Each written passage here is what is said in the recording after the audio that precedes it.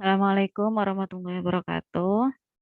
Kali ini saya akan menjelaskan tentang pajak penghasilan yang secara umum perlu kita ketahui terlebih dahulu tentang aturan, kemudian juga dasar hukum, kemudian juga tentang tarif pajak dan lain sebagainya sebagai awalan pembahasan tentang pajak penghasilan yang berlaku di Indonesia. Baik, saya mulai.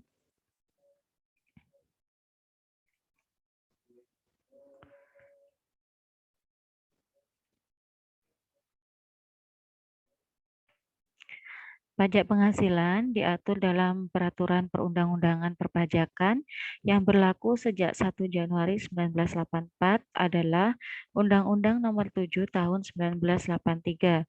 Undang-undang tersebut diubah dan disempurnakan dalam Undang-Undang Nomor 7 Tahun 1991, kemudian Undang-Undang Nomor 10 Tahun 1994, dan yang terakhir yaitu dalam Undang-Undang Nomor 17 Tahun 2000.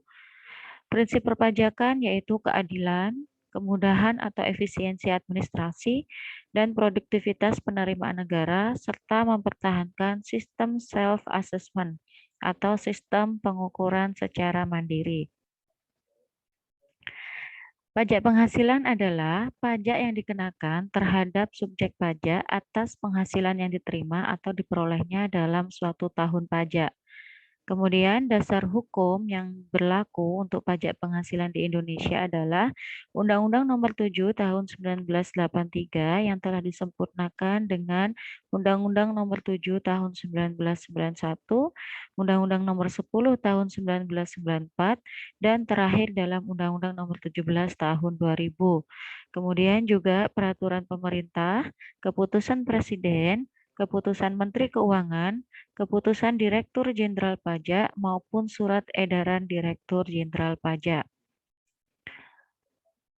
Kemudian subjek pajak penghasilan adalah segala sesuatu yang mempunyai potensi untuk memperoleh penghasilan dan menjadi sasaran untuk dikenakan PPh. Pasal 2 ayat 1 Undang-Undang Nomor 17 Tahun 2000 mengelompokkan subjek pajak sebagai berikut. Pertama, subjek pajak orang pribadi. Kemudian subjek pajak warisan yang belum terbagi sebagai satu kesatuan menggantikan yang berhak. Dan yang ketiga, subjek pajak badan dapat berupa PT, CV, perseroan lainnya, BUMN, BUMD, konsi, koperasi, dana pensiun, persekutuan, perkumpulan, yayasan, organisasi masyarakat, organisasi sosial politik, dan bentuk badan lainnya. Jadi untuk subjek pajak badan ini banyak jenis badan yang memang menjadi subjek pajak ya. Jadi bisa berupa PT, CV, dan sebagainya yang sudah berbadan hukum. Kemudian yang keempat yaitu subjek pajak bentuk usaha tetap atau BUT merupakan bentuk usaha wajib pribadi yang tidak bertempat tinggal di Indonesia atau berada di Indonesia tidak lebih dari 183 hari dalam jangka waktu 12 bulan. Nah, kalau BUT ini berarti dikenakan pada subjek pajak yang memiliki usaha di luar negeri atau di Indonesia tetapi dalam jangka waktu yang sudah ditetapkan, yaitu tidak lebih dari 183 hari dalam jangka waktu 12 bulan. Nah, itu. Selanjutnya, Pasal 2 ayat 2 Undang-Undang Nomor 17 Tahun 2000 membedakan subjek pajak menjadi dua, yaitu subjek pajak dalam negeri dan subjek pajak luar negeri. Subjek pajak dalam negeri adalah orang pribadi yang bertempat tinggal di Indonesia atau orang pribadi yang berada di Indonesia lebih dari 183 hari dalam jangka waktu 12 bulan atau orang pribadi yang dalam suatu tahun pajak mempunyai niat untuk bertempat tinggal di Indonesia. Kemudian yang kedua, badan yang didirikan atau bertempat kedudukan di Indonesia.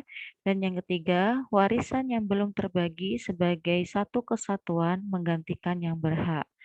Baik, itu adalah beberapa subjek pajak dalam negeri. Kemudian subjek pajak luar negeri yaitu yang pertama, orang pribadi yang bertempat tinggal di Indonesia atau orang pribadi yang berada di Indonesia tidak lebih dari 183 hari dalam jangka waktu 12 bulan. Dan badan yang tidak didirikan atau tidak berkedudukan di Indonesia yang menjalankan usaha atau melakukan kegiatan melalui bentuk usaha tetap di Indonesia. Kemudian yang kedua, orang pribadi yang bertempat tinggal di Indonesia atau orang pribadi yang berada di Indonesia tidak lebih dari 183 hari dalam jangka waktu 12 bulan dan badan yang tidak didirikan atau tidak berkedudukan di Indonesia yang dapat menerima atau memperoleh penghasilan dari Indonesia bukan dari menjalankan usaha atau melakukan kegiatan melalui bentuk usaha tetap di Indonesia. Keduanya ini dengan kriteria tersebut masuk ke dalam subjek pajak luar negeri. Kemudian, apa perbedaan antara subjek pajak dalam negeri dan luar negeri? Subjek pajak dalam negeri dikenakan pajak atas penghasilan yang diterima dari Indonesia dan dari luar Indonesia atau menggunakan asas domisili. Kemudian kalau subjek pajak luar negeri dikenakan pajak atas penghasilan yang berasal dari Indonesia saja.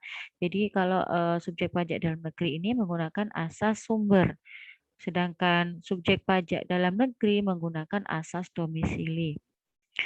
Baik, yang kedua, subjek pajak dalam negeri dikenakan pajak berdasarkan penghasilan neto, sedangkan subjek pajak luar negeri dikenakan pajak berdasarkan penghasilan bruto. Nah, penghasilan neto ini dari mana? Yaitu penghasilan bruto dikurangi pengurang yang diperkenankan. Itu untuk wajib pajak dalam negeri. Nah, kalau yang luar negeri ini berdasarkan penghasilan bruto. Yang selanjutnya, subjek pajak dalam negeri menghitung besarnya pajak penghasilan terutang dengan menggunakan tarif umum sesuai dengan tarif yang tertera dalam pasal 17 Undang-Undang PPH atau tarif khusus untuk jenis penghasilan tertentu. Sedangkan subjek pajak luar negeri menggunakan tarif sepadan, yaitu 20% atau sesuai persetujuan penghindaran pajak berganda. Nah, ini perbedaan yang ketiga. Yang subjek pajak dalam negeri itu menggunakan tarif umum yang sudah ditetapkan pada pasal 17 Undang-Undang PPH. Kemudian untuk penghasilan tertentu menggunakan tarif khusus. Kalau yang subjek pajak luar negeri ini menggunakan tarif sepadan, jadi semuanya sama yaitu 20% atau sesuai kesepakatan penghindaran pajak berganda. Kemudian yang keempat yaitu subjek pajak dalam negeri wajib menyampaikan SPT tahunan sebagai dasar untuk menetapkan pajak terutang dalam suatu tahun pajak. Sedangkan subjek pajak luar negeri tidak wajib menyampaikan SPT tahunan karena kewajiban pajaknya dipenuhi melalui pemotongan pajak yang bersifat final. Nah, itu ya yang dalam negeri wajib menyampaikan SPT tahunan. Kalau yang yang subjek pajak luar negeri ini tidak wajib menyampaikan SPT tahunan. Selanjutnya objek pajak penghasilan adalah penghasilan itu sendiri. Jadi objek pajak penghasilan ya penghasilan itu ya. Kemudian yang dimaksud dengan penghasilan itu apa? Yaitu setiap tambahan kemampuan ekonomis yang diterima atau diperoleh wajib pajak baik berasal dari Indonesia maupun dari luar Indonesia yang dapat dipakai sebagai konsumsi atau untuk menambah kekayaan wajib pajak yang bersangkutan dengan nama dan dalam bentuk apapun. Semua sumber ekonomi yang diterima oleh wajib pajak itu termasuk dalam objek pajak penghasilan. Ya, itu objek pajak penghasilan. Kemudian penghasilan dapat dikelompokkan menjadi 4, yaitu yang pertama, penghasilan dari pekerjaan dalam hubungan kerja dan pekerjaan bebas, seperti gaji, honorarium, kemudian penghasilan dari praktik, misalnya untuk praktik dokter, notaris, kemudian juga akuntan, pengacara, dan lain-lain. Yang kedua, yaitu penghasilan dari usaha dan kegiatan. Yang ketiga, penghasilan dari modal atau penggunaan harta seperti bunga, dividen, royalti, sewa, dan sebagainya. Kemudian yang keempat, penghasilan lain-lain seperti hadiah undian, keuntungan karena selisih kurs falas, dan lain-lain. Nah, ini adalah penghasilan yang bisa dikenakan pajak. Selanjutnya, penghasilan tidak kena pajak. Dalam menghitung besarnya penghasilan kena pajak ya PKP Bagi wajib pajak dalam negeri orang pribadi yaitu, jadi untuk menghitung PKP yaitu penghasilan neto dikurangi dengan jumlah penghasilan tidak kena pajak atau PTKP. PKP sama dengan penghasilan neto dikurangi dengan jumlah penghasilan tidak kena pajak atau PTKP. Nah, sedangkan PTKP itu sudah ditetapkan dalam peraturan nomor 101 garing PMK titik 010 garing 2016 yang berlaku per Juli 2016 yaitu pertama untuk wajib pajak orang pribadi akan menjadi 54 juta rupiah. Nah, jadi untuk WP ya wajib pajak pribadi itu PTKP-nya 54 juta. Kemudian untuk wajib pajak yang kawin mendapatkan tambahan PTKP sebesar 4.500.000 rupiah.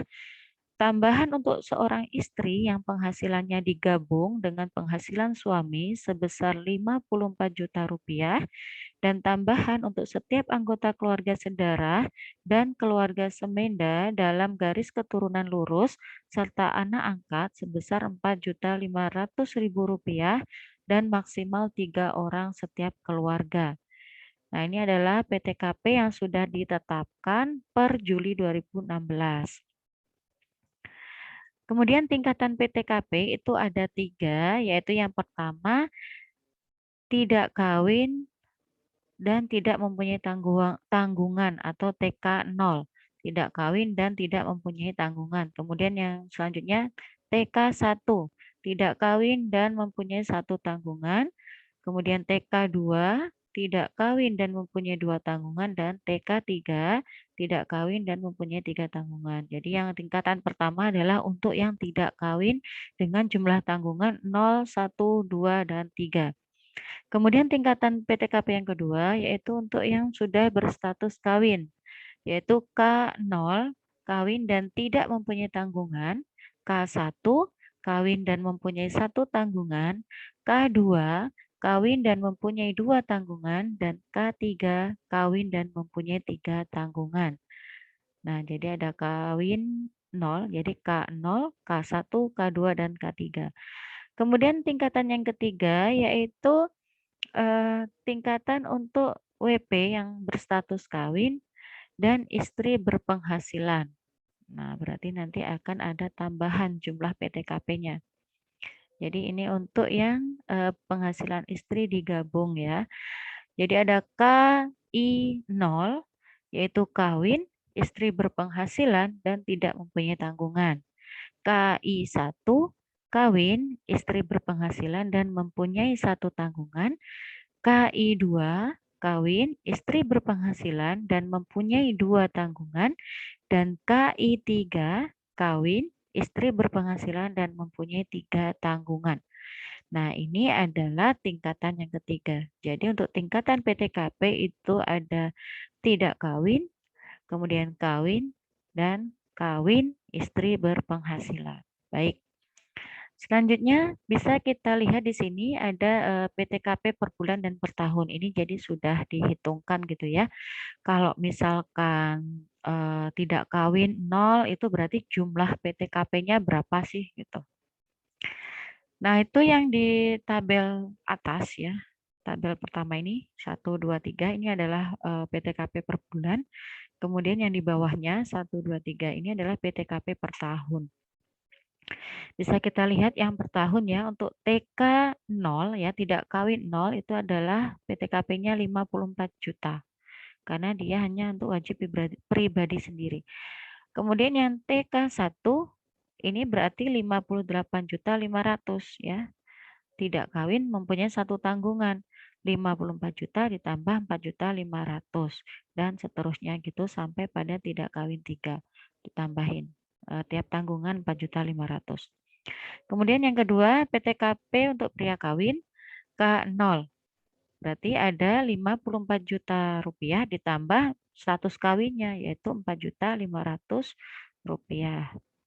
4.500.000 rupiah. Jadi totalnya 58.500.000 rupiah. Kemudian kalau K1 jadi kawin kemudian memiliki 1 tanggungan totalnya 63 juta. Jadi ini sudah 54 juta ditambah status kawinnya 4.500.000 ditambah satu tanggungan 4.500.000 total 63 juta. Nah, seperti itu ya sampai pada K3. Kemudian yang selanjutnya PTKP suami istri digabung. KI 0, kawin, istri berpenghasilan, tidak ada tanggungan. Total 112.500.000. Dari mana? Yaitu untuk wajib pribadi 54 juta, kemudian istri berpenghasilan 54 juta, dan status kawinnya 4.500.000. Nah, kemudian yang selanjutnya KI 1, kawin, istri berpenghasilan, dan satu tanggungan, total PTKP per tahun adalah 117 juta. Nah, ini terdiri dari wajib pribadi 54 juta, kemudian status kawinnya 4.500.000, kemudian istri berpenghasilan 54 juta, dan satu tanggungan 4.500.000. Baik, seperti itu dan seterusnya. Ini adalah PTKP per tahun. Kemudian kalau ini yang per bulan tinggal dibagi 12. Oke, ini ya sudah. Kemudian kita ke contoh. Tuan Akbar kawin dengan tanggungan 4 orang anak apabila istrinya memperoleh penghasilan dari satu pemberi kerja yang sudah dipotong PPh pasal 21 dan pekerjaan tersebut tidak ada hubungannya dengan usaha suami atau anggota keluarga lainnya, maka besarnya PTKP yang diberikan untuk Tuan Akbar adalah 72 juta, yaitu terdiri dari PTKP untuk diri wajib pribadi 54 juta, tambahan untuk WP kawin 4.500.000 dan tambahan untuk tanggungan maksimal 3 kali 4.500.000 sama dengan 13.500.000. Totalnya 72 juta. Nah, ini dalam kasus ini istrinya itu punya penghasilan tetapi penghasilannya tidak digabung dengan suami. Maka PTKP-nya antara suami dengan istri ini akan dipisahkan. Baik, bagaimana dengan istrinya? Untuk istrinya, pada saat pemotongan PPh pasal 21 oleh pemberi kerja diberikan PTKP sebesar 54 juta. Nah, ini jadi sudah dipisahkan untuk PTKP suami dengan istrinya karena istrinya sudah dipotongkan PPh langsung oleh pihak kantor gitu ya dengan dengan PTKP-nya 54 juta. Baik, sudah. Kemudian, apabila penghasilan istri ada hubungannya dengan usaha atau pekerjaan bebas suami atau anggota keluarga lainnya, maka penghasilan istri digabung dengan penghasilan suami dan besarnya PTKP suami ditambah 54 juta. Nah, untuk yang kasus kedua ini adalah pekerjaan istri. Ini ada hubungannya dengan pekerjaannya suami, jadi penghasilannya digabungkan antara suami dan istri. Nah, jadi PTKP-nya berapa? Pada contoh Tuan Akbar di atas, besarnya PTKP Tuan Akbar adalah 126 juta, terdiri dari diri wajib pribadi 54 juta, kemudian tambahan untuk WP kawin 4.500.000, tambahan untuk tanggungan maksimal 3 kali 4.500.000 sama dengan 13.500.000, dan tambahan untuk istri yang berpenghasilan digabung dengan suami. Jadi istri yang penghasilannya digabung dengan suami itu juga ada tambahan PTKP 54 juta. Jadi totalnya 126 juta. Nah, itu kemudian tarif pajak. Pajak penghasilan yang terutang dihitung dengan mengalihkan tarif tertentu terhadap penghasilan kena pajak atau PKP. Nah, ini rumusnya PPh sama dengan tarif pasal 17 Undang-Undang PPh dikali dengan PKP. Tarif pajak merupakan persentase tertentu yang digunakan untuk menghitung besarnya PPh. Tarif PPh 21 pada dasarnya dibedakan menjadi dua, yaitu tarif PPh 21 untuk penerima penghasilan atau wajib pajak yang memiliki NPWP dan penerima penghasilan atau wajib pajak yang tidak memiliki NPWP. Nah, untuk tarif pajak dengan wajib pajak yang tidak memiliki NPWP ini persentasenya lebih besar dibandingkan dengan yang mempunyai NPWP. Nanti kita lihat di bawah. Selain itu, tarif pajak penghasilan ini juga ditentukan berdasarkan penghasilan yang diterima wajib pajak tiap tahunnya, yaitu bersifat progresif. Artinya, semakin tinggi penghasilan yang diterima, semakin tinggi pula tarif PPh 21 yang dikenakan. Selanjutnya, Nah, ini berdasarkan pasal 17 Undang-Undang PPH, tarif pajak dibagi menjadi dua, yaitu yang pertama tarif PPh 21 untuk wajib pajak orang pribadi dalam negeri. Nah, untuk orang pribadi dalam negeri ini ya, tarifnya bisa dilihat di sini ada berdasarkan wajib pajak yang memiliki NPWP atau tidak memiliki NPWP. Ini adalah penghasilan kena pajak ya. Jadi PKP-nya 0 sampai dengan 50 juta ya. Sampai dengan 50 juta itu memiliki NPWP ini dikenakan tarif 5%, jika tidak memiliki NPWP 6%. Kemudian 50 juta sampai dengan 250 juta dikenakan tarif 15%. Ya, kemudian kalau yang tidak memiliki NPWP 18%. 250 juta sampai dengan 500 juta jika memiliki NPWP tarifnya 25% dan jika tidak memiliki NPWP 30%. Dan di atas 500 juta ketika memiliki NPWP 30% dan tidak memiliki NPWP 36%. Nah, ini adalah tarif yang sudah ditetapkan, tarif PPh 21 untuk wajib pajak orang pribadi dalam negeri. Nah, ini adalah nilai yang pertama tadi enggak 0 ya. Kalau 0 kan berarti enggak dikenakan pajak. Nilai nominal tertentu sampai dengan 50 juta lah gitu. Itu kenakan NPWP. Kalau memiliki NPWP dikenakan tarif 5%, jika tidak 6%. Baik, itu untuk tarif PPh 21 untuk wajib pajak orang pribadi dalam negeri. Kita lihat contohnya di sini. Jumlah penghasilan kena pajak atau PKP-nya 600 juta. Maka menghitung pajak penghasilan terutangnya bagaimana? Yang pertama, untuk 50 juta pertama itu dikenakan 5%. Nah, ini berarti PKP dari wajib pajak yang memiliki NPWP ya. 5% dikali 50 juta, hasilnya 2.500.000. Kemudian karena 600 juta ya, kita ambil tahapan berikutnya. Yang kedua yaitu 200 juta. Nah, kenapa 200 juta? Ini 200 juta ditambah 50 juta kan sudah 250. Tadi kan batasannya ya, 50 juta sampai 250 juta itu dikenakan 15%. Nah, ini berarti 200 yang 15%-nya itu dikenakan untuk PKP 200 jutanya. Tadi yang 50 juta 50 jutanya udah kena 5%. Nah, kemudian yang 200 juta ini dikenakan 15%. Selanjutnya yang 250 juta ini dikenakan 25%. Ini kan kalau dijumlah 500 juta ya. Jadi untuk yang ketiga, tahapan ketiganya ini di total nih sudah 500 juta, maka ini yang sampai 250 juta ini dikenakan 25%. Baru sisanya yang 100 juta itu dikenakan tarif 30%. Nah, kita intip lagi di atas. Jadi ini patokannya untuk yang pertama. Jadi kan tadi pakai tarif progresif gitu ya. Jadi semakin tinggi maka prosentasenya, semakin tinggi penghasilan maka prosentasenya juga meningkat.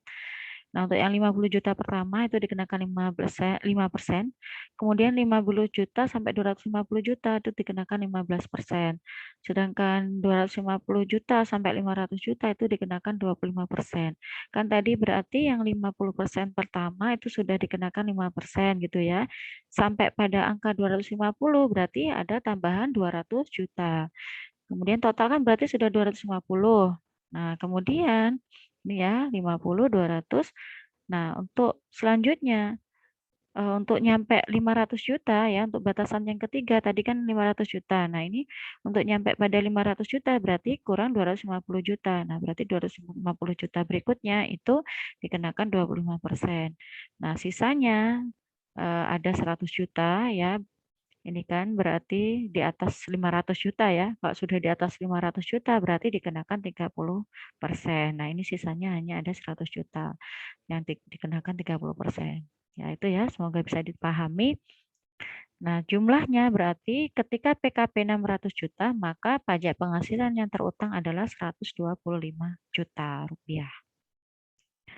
Contoh lain, apabila wajib pajak memiliki penghasilan kena pajak senilai 400 juta per tahun, maka perhitungan PPh yang harus dibayar adalah sebagai berikut.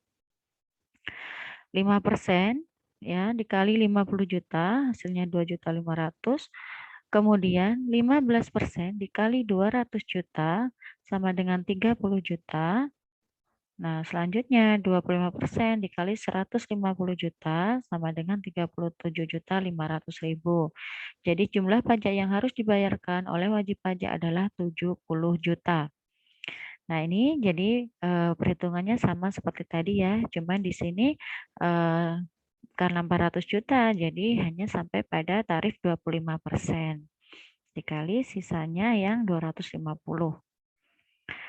Baik, sudah. Kemudian yang kedua yaitu tarif PPh untuk wajib pajak badan dalam negeri dan bentuk usaha tetap. Berdasarkan pasal 17 ayat 1 bagian B Undang-Undang Nomor 36 Tahun 2008 tentang pajak penghasilan, tarif pajak yang dikenakan kepada badan adalah 25%. Besar tarif ini mulai berlaku pada tahun pajak 2010. Tarif lebih rendah dapat dikenakan kepada wajib pajak badan dalam negeri dengan ketentuan sebagai berikut. Yang pertama, berbentuk perseroan terbuka. Kedua, memiliki sedikitnya 40% jumlah keseluruhan saham yang disetor dan diperdagangkan di Bursa Efek Indonesia. Dan yang ketiga, tarif yang dikenakan sebesar 5% lebih rendah daripada tarif normal. Nah, ini ya, jika ingin mendapatkan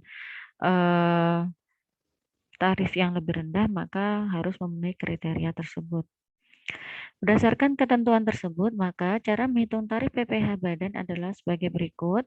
Apabila suatu badan memiliki jumlah penghasilan kena pajak senilai 1 miliar, maka tarif PPh badan yang harus dibayar adalah 25% dikali 1 miliar, sama dengan 250 juta.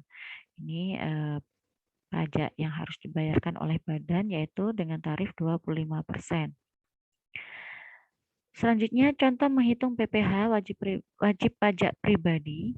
Contoh yang pertama, Heru merupakan seorang kepala keluarga dengan 1 anak. Ia bekerja di Dinas Perhubungan sejak Januari tahun 2017. Penghasilan bruto dalam 1 tahun yang terdiri dari gaji, tunjangan, dan pembayaran lain adalah senilai 100 juta. Berapakah PPh yang harus dibayar oleh Heru? Nah, ini langkah-langkah dalam menghitung PPh WP pribadi. Yang pertama, hitung penghasilan bersihnya, yaitu penghasilan bruto dikurangi dengan beban tanggungan. Karena tidak ada beban tanggungan, maka penghasilan bersihnya adalah 100 juta. Yang kedua, hitung PTKP-nya. PTKP dari pribadi, istri, dan 1 anak. Jadi kawin 1, tanggungan YK 1. Yaitu 54 juta ditambah 4.500.000 ditambah 4.500.000 sama dengan 63 juta. Selanjutnya hitung PKP, yaitu penghasilan bersih dikurangi PTKP sama dengan 100 juta dikurangi 63 juta sama dengan 37 juta rupiah. Selanjutnya hitung PPh, yaitu PKP dikali persentase PPh. Karena PKP Heru kurang dari 50 juta, maka pajak yang harus ia bayarkan adalah 5% dari PKP-nya. PPh sama dengan 37 juta rupiah dikali 5% sama dengan 1.850.000.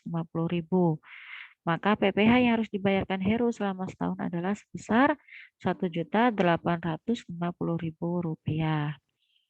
Baik, itu contoh yang pertama. Kemudian contoh yang kedua, Pak Chandra adalah seorang pegawai bank yang berstatus lajang dan tidak memiliki tanggungan. Saat ini Pak Chandra merupakan wajib pajak yang memiliki penghasilan sejumlah 10 juta per bulan. Untuk menghitung penghasilan kena pajak yang harus dibayarkan Pak Chandra dalam setahun adalah sebagai berikut. PKP yang pertama menghitungnya yaitu penghasilan 1 tahun atau 12 bulan. 12 bulan dikali gaji sebulan sama dengan 12 dikali 10 juta sama dengan 120 juta.